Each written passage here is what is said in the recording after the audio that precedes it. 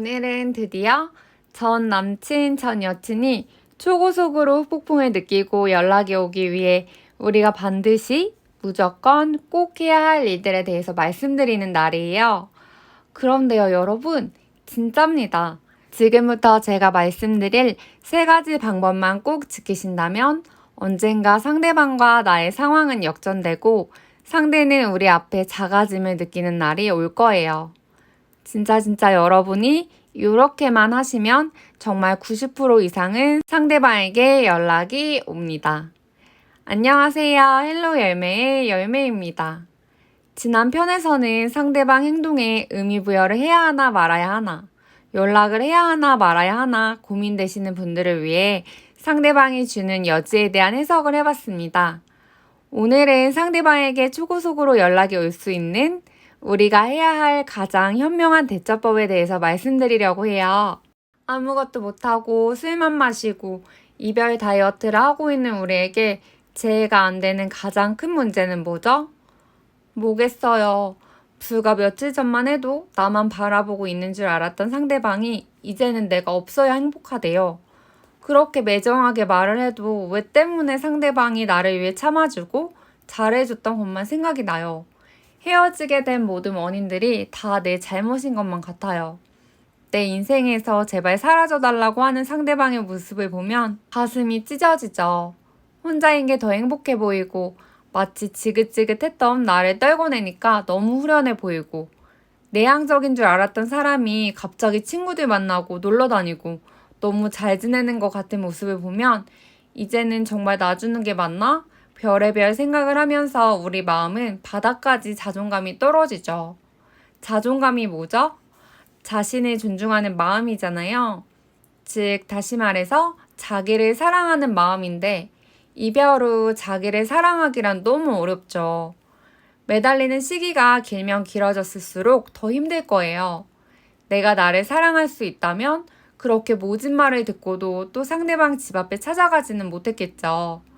세상 매정하게 변해버린 전 남친, 전 여친. 이제는 내가 불편하다고 차단까지 박아버리니까 어떻게 마음이 쭈그리가 되지 않을 수가 있겠어요? 그런데요, 여러분 진짜입니다. 진짜 여러분이 이렇게만 하시면 정말 90% 이상은 상대방에게 연락이 올 거예요. 우선 연락이 올 수밖에 없다는 전제 2가지를 먼저 말씀드려 볼게요. 첫째는 든 자리는 몰라도 난 자리는 안다라는 거예요. 정말 인생 살면서 느끼지만 옛말 하나 틀린 게 없더라고요. 연인이란 어떤 존재죠? 마음 나눌 사람 찾기가 힘든 냉혹한 이 현실에서 아침부터 저녁까지 서로의 일상을 공유하고 사랑을 주고받았던 사람입니다. 넓고 넓은 세상에서 서로를 만나 사랑하게 된다는 건 정말 특별하고 소중한 일이에요. 그래서 이별의 아픔은 나에게만 큰 것이 아니라 분명히 상대방에게도 큽니다. 물론 상대방이 이별을 통보한 현재 시점에서 마음이 식은 건 맞아요. 그렇지만 난자리는 분명히 언젠가는 표시가 납니다. 어쩌면 허겁지겁 도망치듯 우리를 떠난 전 연인은 지금은 무념무상일지도 몰라요.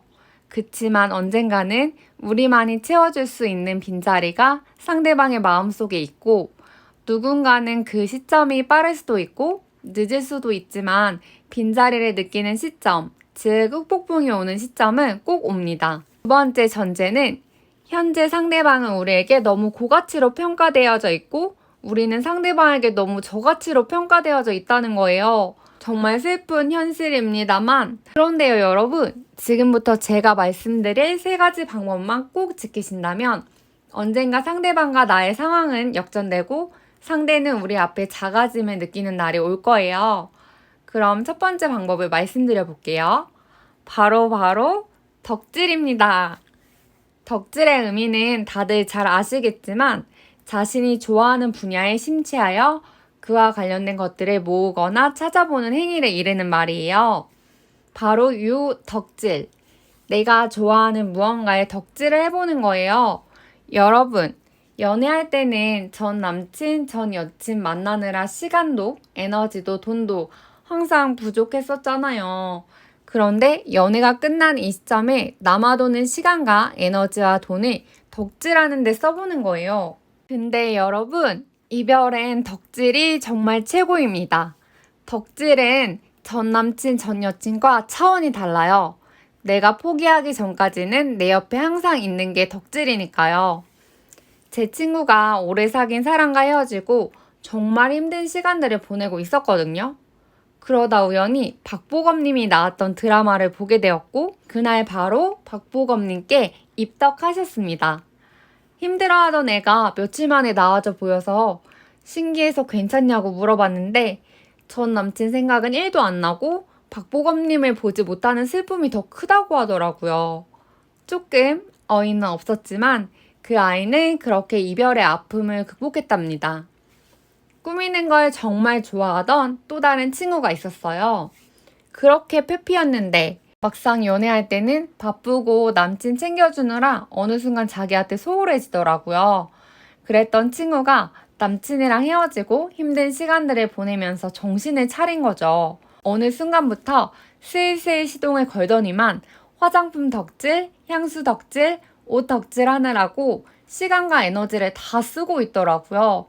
그러더니 어느 순간부터 전 남친 생각이 1도 안 나고 슬픈 노래를 들어도 남일 같더래요.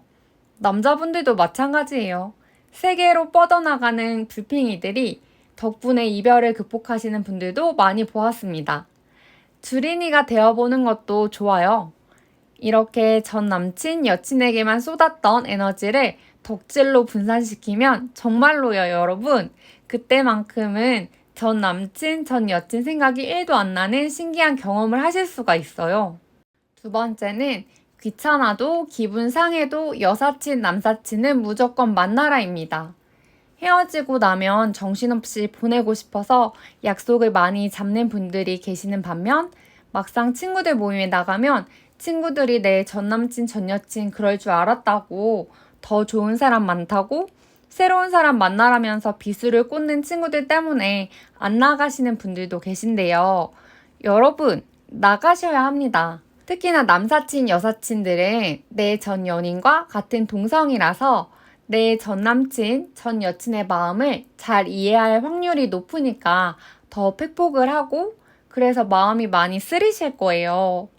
그래서 아마 속상하실 거예요.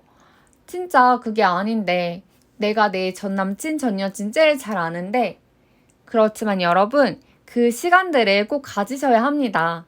지금 여러분들은 감정이 너무 투머치해서 상대를 이성적으로 보지 못하고 있어요. 그렇기 때문에 상황을 절대 객관적으로 보지 못하고 있어요. 그리고 정말 큰 문제는 상대방이 나에게 너무 고가치로 평가되어져 있다는 거예요. 거의 연애이나 신격화되어 있는 이 시점에서 그런 마음들을 진정시켜야 합니다. 사람은 편하고 여유가 있는 사람에게 끌리는 법이거든요. 지금은 나에게 너무나도 커져 있는 상대방에게 편하고 여유 있게 다가가기 위해서라도 꼭 남사친, 여사친들의 팩폭이 필요합니다. 세 번째는